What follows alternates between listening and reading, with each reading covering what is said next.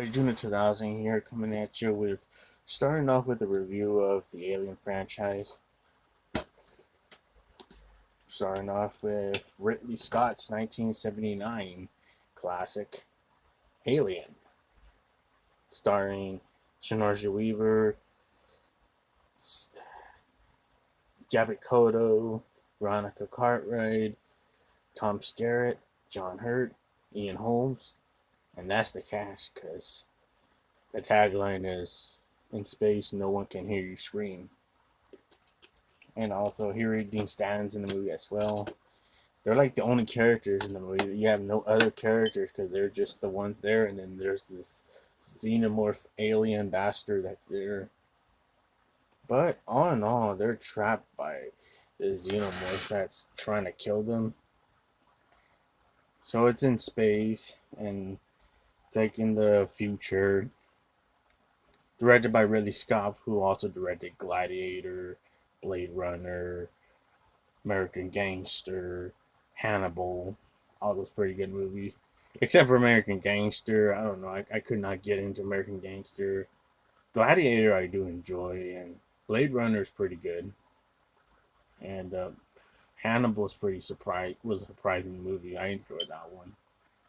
But yeah, this is his all-time classic, Alien, and he's also involved with the new Alien movie that is going to come out next month, Alien Romulus, which is supposed to be taking place between the first and second movies. So we'll see how that is. And I found out that he is going to direct Gladiator 2, but I don't know about that movie. I don't feel like Gladiator needed a sequel, but we'll wait and see. But to me, I prefer original movies. I just feel like sequels that they do nowadays, I just feel like that shit's too late. They should have done it like 10 years ago. But we'll wait. Just fucking modern movies do kind of suck ass with that. Oh, let's bring back another sequel to the original very late into the game. But that rants for another day. But this is a review on the 1979 classic. And of course, this movie also stars a very young Sigourney Weaver as Ellen Ripley in the first Alien movie. And this first movie is more like a horror movie, thriller, where you get them into a spaceship waking up and then they're talking to each other. Then they get into this planet. They walk around. They see the engineer ring. I don't know what the hell you call that spaceship. It's like a ring spaceship, but it's the engineer spaceship from Prometheus, and it's the one that runs over Charlize Theron, who does the stupid moment where she just runs and not move out of the way when that ring ship runs her over. It's fine by them, and then they look around and they see the engineer on a table, all skeletony, and then they start seeing the eggs, the face huggers, and then one of them attacks John Hurt, and John Hurt is surrounded with his face hugged by the face hugger on his face, and then they get removed, and then they think he's normal, and it's really fucking powerful in that scene where he starts convulsing and screaming out of his mind, and boom, big ass moment where the xenomorph baby comes out of his chest, and blood splatters on everybody's face, where blood's coming out of his chest and comes out like a grenade and it explodes out of his chest, and it's like this little fucker comes out and it's like like and then it freaks out everybody because the reason why it's authentic is because they didn't know what the fuck was gonna happen. They did not let the actors know that, oh, you're gonna get splattered by the blood and something's gonna come out. They were never told what the fuck was coming out. They were never even told what it is because they kept it quiet because they want the authentic of everybody being scared and freaked out. That's why everybody's freak out is authentic. Even Veronica Cartwright's scream is very authentic because they did not know what the hell was going to happen. So, like, that's good filmmaking right there.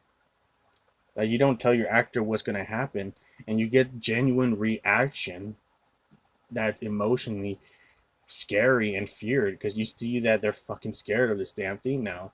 It just came out and it's like running around like a fucking rat, like, and it gets away and then they don't know where the hell it is until like it takes like 20 minutes later to find out that it fucking grew into a big xenomorph motherfucker, and it attacks everybody one by one.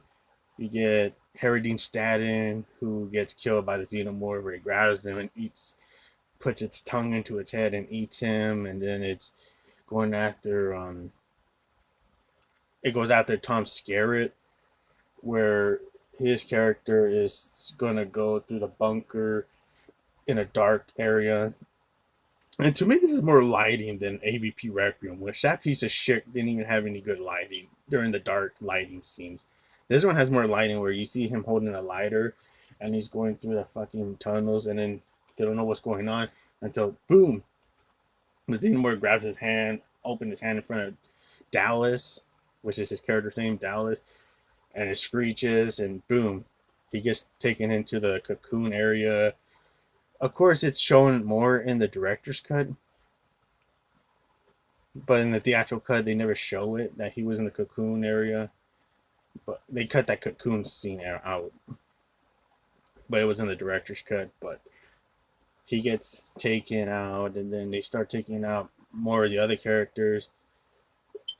But like they find out Ian Holmes, his character is like a robot, and it starts attacking Ripley and trying to strangle her to death, but she gets saved by Yaphet Koto and Veronica Cartwright. But they're trying to fight him off until like Yaphet Koto hits him in the pipe with the face, and his head starts coming off, and all this cream, I don't know what the fuck, jizz or something, what the hell they call it, like this milky crap flies everywhere on everybody, and it's like taking his head apart because he's like, he has like even wires flying around because he's a robot AI. So of course he tells them that, oh, I was part of the whaling company, in on it. I was a robot the whole time, not a human. Of course they kill him afterwards from the information he rats out on. They start going after the xenomorph motherfucker that is scary. And it kills Veronica Cartwright, and then it kills Yaphet Koto along the way. So, like, Ripley is not really the main character in this movie, even though Sigourney Weaver is very young, and you see that she does good in her acting in this first movie. She's pretty much more like the side character, because Dallas was more like the main character of this movie. But he gets taken out like midway in the movie. And Tom Skerritt does a good performance as Dallas. But Ripley's like all alone after Yaphet Koto and Veronica Cartwright are killed by the xenomorph. So now it's her and Jonesy the cat. They're trying to make the escape. They do.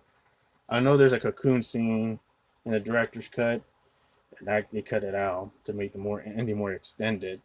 But in the theatrical cut, she just gets to the shit with Jonesy, and then they're about to they go board up on a plane, and then they blow up the ship that they're in. Then they're shipping away, flying into the space, until it turned out the xenomorph followed them into the spaceship, and she has to deal with fighting this xenomorph, and it gets sucked out into space and destroyed. So yeah, she's alone, and she's safe with Jonesy, so her and Jonesy survive. Jonesy the cat. But yeah. And you get some really good special effects by the xenomorph. Like, it looks pretty damn cool. It's like the first Predator movie. You see it for the first time, it's fucking epic. Because it's like the same thing as Predator. You don't see nothing. You don't even see it on the fucking poster. Because the main poster is just the egg. Like, even with Predator, you just see Arnie Schwarzenegger on the poster with a gun. And you don't see nothing but no Predator look of it. Because they want to invest the audience to be into looking and seeing what the fuck is this movie. And then you see the final product, and hell yeah, it's a big surprise. But yeah, Alien 1979, definitely the best movie in the franchise.